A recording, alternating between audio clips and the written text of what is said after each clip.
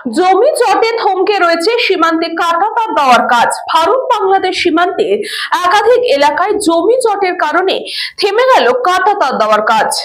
ভারত বাংলাদেশ একাধিক সীমান্ত এলাকায় কাঁটাতার নেই। বনগাঁ, গাইঘাটা, পেট্রাপোল, বাগদা, স্বরূপনগরের সীমান্তে একাধিক এলাকায় জমিজটের কারণে থমকে রয়েছে সীমান্তে কাঁটাতার দেওয়ার কাজ। ইতিমধ্যেই গাইঘাটা, পেট্রাপোল, বাগদা, স্বরূপনগর এলাকায় জমি অধিগ্রহণের কাজ শুরু হলেও কিছু কিছু জায়গায় জমি সংক্রান্ত সমস্যার কারণে তা থমকে রয়েছে। অশান্ত বাংলাদেশ সম্প্রতি মুখ্যমন্ত্রী মমতা বন্দ্যোপাধ্যায় সীমান্ত এলাকার জমি অধিগ্রহণের বিষয়ে সবুজ সংকেত দিয়েছেন। তারপরে বনগাঁ মহকুমা শাসকের দপ্তরে উত্তর 24 পরগনা জেলা শাসক, বিএসএফ, পূর্ত দপ্তর, ভূমি রাজস্ব সহ বিভিন্ন দপ্তরের আধিকারিকদের নিয়ে বৈঠক করেছেন।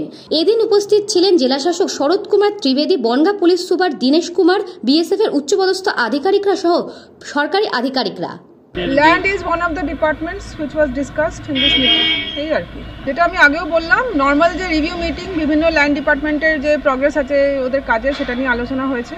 ওর মধ্যে বিএসএফ ইনক্লুডেড, সেই আলোচনাই হয়েছে। ব্যুরো রিপোর্ট, নিউজ বঙ্গ টাইম।